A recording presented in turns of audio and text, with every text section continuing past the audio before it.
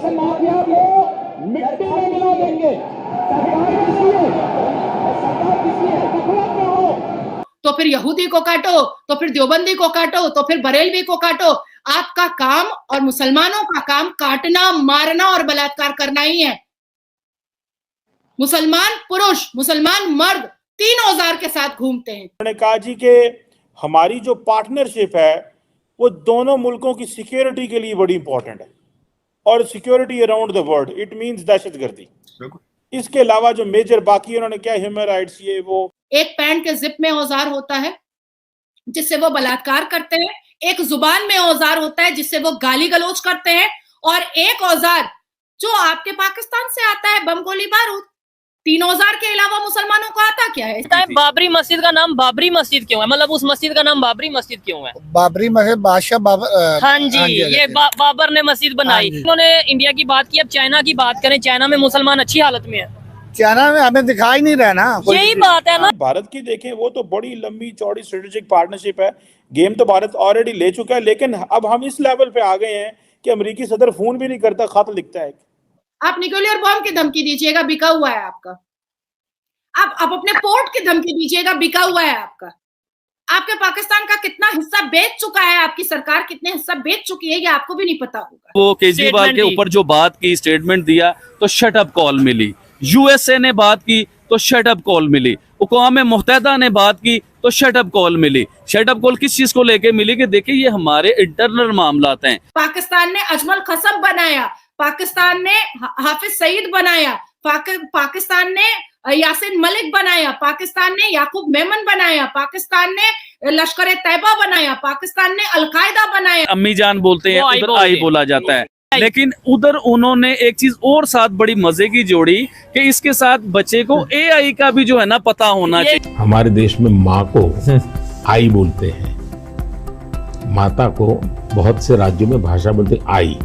अब मैं कहता हूँ हमारे यहाँ बच्चा पैदा होता है तो आई भी बोलता है, एआई भी बोलता है। तो पाकिस्तान की importance after the fall of Kabul, यहाँ पे जो लॉ मेकर्स थे वो इतनी इम्पोर्टेंस समझते नहीं है। बाबरी मस्जिद शहीद नहीं की थी इंडिया ने। आज से कई 100 साल पहले ना आप उधर मौजूद थे ना मैं उधर मौजूद था। देखिए उस 100 साल पहले, 500 साल पहले, कितने भी 100 साल पहले उधर बताया जाता है कि हिंदुओं का जो मंदिर मौजूद था, जो राम है ना, जो हिंदुओं के राम है, उनकी पैदाइश उधर की थी या उनकी जन्मभूमि। पाकिस्तान की importance after the fall of Kabul, यहाँ पे जो लॉ मेकर्स थे वो इतनी इम्पोर्टेंस समझते नहीं है। दूसरा, अमेरिका की अपनी इकोनॉमी, अमेरिका की अपनी वीक फॉरेन पॉलिसी, और फिर उसके बाद दुनिया के बड़े बड़े मसाइल, जिस तरह मसाइल से मुराद ये है कि यूक्रेन वार, सारी अटेंशन और पैसा अमेरिका का शक वो कर गए। फिर उसके बाद सबसे बड़ा दूसरा मसला इस वक्त चल रहा है जो इजराइल वार है, तो उसमें जब देखा जाता है उस तनाजर से तो फिर आपकी इंपॉर्टेंस बहुत कम रह जाती है। एक तो सबसे बड़ी वजह है। तीसरी बात यह है, बाइडन साहब मेरा ख्याल है फोन करने की सलाहियत भी नहीं रखते। लेटर किसी ने लिख दिया होगा, वो भी हो सकता है कोई इंडियन नजाद ही हो, क्योंकि इस वक्त उनके स्पीच राइटर और सारा जो कुछ हुआ है। अब मैं उसमें बताना चाहूंगा कि इस वक्त आपके रीजन में नई डेवलपमेंट्स क्या हो रही है। आपके नई डेवलपमेंट्स जो है चीमा साहब, दो चार बड़ी सीरियस दो चार चीजें हुई हैं जिसकी वजह से मैं समझता हूं अमेरिका भी कंसर्न है और भारत को भी कंसर्न होना चाहिए। और जयशंकर साहब जो फिलिपाइन गए हैं, ये भी एक कंसर्न है, वो सारा उसी का हिस्सा है, सिंगापुर और फिलिपाइन। दो सबसे बड़ी चीजें ये हुई हैं कि मालदीव ने चाइना के साथ कल बड़ा सरप्राइज दिया इंडिया को, जो वहां से पानी इंपोर्ट किया है बहुत ज्यादा क्वांटिटी के अंदर, और उसके बाद उनके जो मजीद उनके साथ चाइना के साथ रिलेशनशिप और उनके जिस तरीके से उन्होंने भारत के लोगों को भी वहां से निकाला, जो आर्मी के जो ट्रेनर थे या पायलट थे, जो भी, एक तो वो कंसर्न है इस वक्त अमेरिका को भी, अमेरिका वॉच कर रहा है।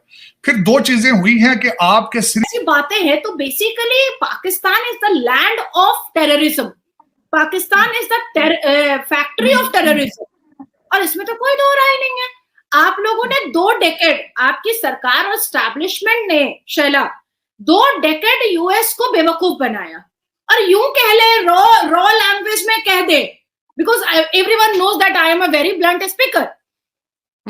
चू बनाया यूएस को, और पाकिस्तान की सरकार ने यूएस से पैसा लिया 2 डेकेड कि अब उसामा बिन लादेन को दे देंगे, अब उसका टिप दे देंगे, अब उसका टिप दे देंगे, और आखिरकार अमेरिका को खुद ही अपना कबूतर भेज करके लाइव दिखाना पड़ा कि देख तेरे ही धरती पर है, तेरे इस पाक सरजमीन पर टेररिस्ट रखा हुआ है। अब बात आती है कि सांच को आँच क्या है। देखिए, भारत अब एक ऐसी दिशा पर पहुंच चुका है शैला, जहां पर टेररिज्म और टेररिज्म फैक्ट्री की कोई जगह नहीं है। हमारा विजन, हमारा फोकस एकदम क्लियर है। हम बुरहान की मौत को वो मानेंगे जो अभी मैं बोलने जा रही हूं, मर गया मरदूद जिसका फातिहा न दरूद। हम बुरहान की मौत को ऐसा मानेंगे। पाकिस्तान ने बुरहान बनाया, पाकिस्तान ने अजमल खसब बनाया, पाकिस्तान ने हाफिज सईद बनाया, पाकिस्तान ने यासिन मलिक बनाया, पाकिस्तान ने याकूब मेमन बनाया, पाकिस्तान ने लश्कर तैयबा बनाया, पाकिस्तान ने अलकायदा बनाया, हनी ट्रैप जैसा धंधा स्टार्ट किया पाकिस्तान ने। और आज देखो, पाकिस्तान में जब 23.7% माइनॉरिटी खत्म हो चुके हैं, तो आप एक दूसरे को मार रहे हो। किसी को शिया के नाम पे मार रहे हो, किसी को वहाबी के नाम पे मार रहे हो, किसी को यहूदी के नाम पे मार रहे हो, किसी को बरेलवी के नाम पे मार रहे हो। तो पाकिस्तान इस्लामिक देश की एक टेंडेंसी है कि उनको मारना और काटना है, हर हाल में है। भारत में जिस हिसाब से बुरहान ने भारत की शांति को भंग करने की कोशिश की और कश्मीर में उसने जिहाद को उसने सरेआम किया और नंगा नाच किया बुरहान ने, मैं तो उस ऑफिसर को सैल्यूट करती हूं जिसकी एक गोली से बुरहान छितरा गया। श्रीलंका के प्राइम मिनिस्टर चाइना के दौरे पर, और चाइना ने उनको उसके पीछे जो अवामिल ये थे कि आईएमएफ ने उनको कहा है कि जब तक चाइना आपके कर्जे रीस्केड्यूल नहीं करेगा, हम आपके साथ डील नहीं करेंगे। उस सिलसिले में वो वहां गए हैं, और जो मुश्तरका एलामिया बयानिया उसके बाद जो बताया गया है, उन्होंने ये तो नहीं कहा कि हम कर्जों का क्या करेंगे, लेकिन चाइना ने उनको कहा है कि वो will help you financially, we won't let you down. लेकिन वहां पे जो दूसरी चीजें और नए कॉन्ट्रैक्ट साइन किए जा रहे हैं, उसके अंदर एक सबसे बड़ी बात यह है कि एक तो वहां पे पोर्ट को, बहुत बड़ी पोर्ट चाइना फिर दोबारा एक्सपैंड, जो उनके पास पोर्ट थी पहले जो श्रीलंका की, उसको एक्सपैंड करेगा। और इंडिया ने उसके ऊपर अपने रिजर्वेशंस का इजहार भी किया है कि इसके बाद चाइना की नेवी की कैपेसिटी वहां पे इंक्रीज हो जाएगी। वहां पे परमानेंट आके चाइना की नेवी बैठ के भारत को ऑब्जर्व करेगी और साउथ चाइना सी के ऊपर नजर रखेगी। तो इस वक्त अमेरिका और भारत दोनों कंसर्न है इस बात पे, बल्कि मैंने आपको बताया कि भारत ने उस पर अपना कंसर्न शो भी कर दिया। तीसरी सबसे बड़ी चीज ये है इस वक्त कि नेपाल के फॉरेन मिनिस्टर जो है, he is on the trip to China as well. और वहां पे उन्होंने, आपको पता होगा, नेपाल से पहले गोरखा फोर्स, गोरखे जाते थे इंडियन आर्मी में, उनके साथ भी उन्होंने पिछले साल से चीजें चेंज करना शुरू कर दी हैं। और फिर वहां पे वो कम्युनिस्ट पार्टी, सोशलिस्ट पार्टी की तरफ भी नेपाल जो है वो they are leaning towards it.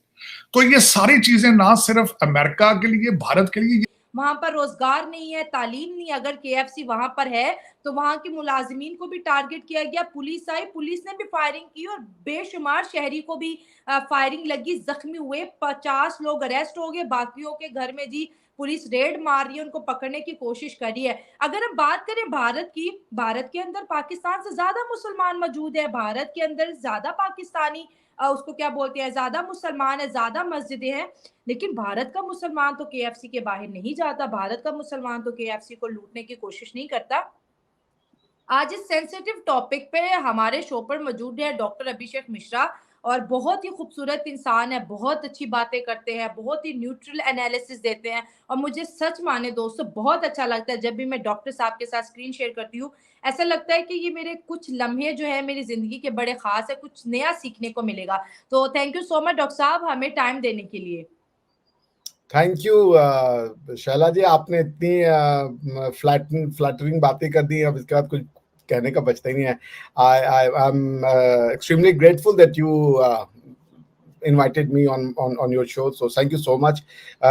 मैं हमेशा लुक फॉरवर्ड करता हूँ आपके शो पे आने के लिए। Thank you so much. और आपके काम का तो मैं बड़ा फैन हूँ, आपने पूरे पाकिस्तान को जो है एकदम से हिला रखा है और इंडिया को भी हिला रखा है। You have become a rock star in both the countries. Okay, thank you. जब स्टार वाली फीलिंग बड़ी अच्छी होती है, you know. I can understand exactly. और आप हैं, मैं सीरियसली बोल रहा हूँ, because people really love your views and your work. और आप जो कर रही हैं, जिसे कहते हैं कि पाकिस्तान आपका बहुत शुक्रगुजार होगा आने वाले 10-15 सालों में। शायद अभी आपको शायद बिग बैट झेलने पड़े, आपको क्रिटिसिज्म झेलनी पड़े, लोग समझ ना पाए, लेकिन 10 साल बाद लोग आपको टीवी शो में इनवाइट कर रहे होंगे आपके बेहतरीन काम के लिए। I can assure you. वही कह के अल्लाह करे इंशाल्लाह। ऐसे हो जाए। अच्छा डॉक्टर साहब, ये कश्मीर के अंदर जो अटैक का मामला है, केएफसी को जिस तरह से इन्होंने उन पे अटैक किया, बेचारे अगर देखा जाए तो लड़के लड़कियां वहां पर रोजगार कर रहे हैं। 128 पूरे मुल्क के अंदर केएफसी की फ्रेंचाइजीज हैं, 10,000 के करीब मुलाजिमीन वहां पर काम करते हैं। और इस तरह की जो नॉन सीरियस जो एक्टिविटीज हैं पाकिस्तानी जिस तरह से कर रहे हैं, क्या लगता है आपको कि दुनिया या इंडिया की बात करें तो इंडिया एआई पे काम कर रही है, इंडिया पूरी दुनिया के इन्वेस्टर्स को जो है यहाँ पर ला रही है, और पाकिस्तान जो है इसराइल और अमेरिका के लड़ने के लिए जी केएफसी को भगा रहा है यहाँ पर, तो क्या कहेंगे आप? सोचने समझने की क्षमता की कमी है। आप केएफसी क्या वहां पे कोई अमेरिकन खोल के बैठा था? पाकिस्तानी खोला था ना। वो जो बेचारे ने जो वहां पे 4 पाकिस्तानी नौकरी कर रहे होंगे, उनके घर को भी तो वो चला रहा था केएफसी ना। ये मानसिक, अब इसको आप क्या कहिएगा? वो फ्रेंचाइज था, फ्रेंचाइज में आप केएफसी के नाम पे कुछ लाइसेंस फी उनको देते हो, बाकी सारा प्रॉफिट आप रखते हो, लोकल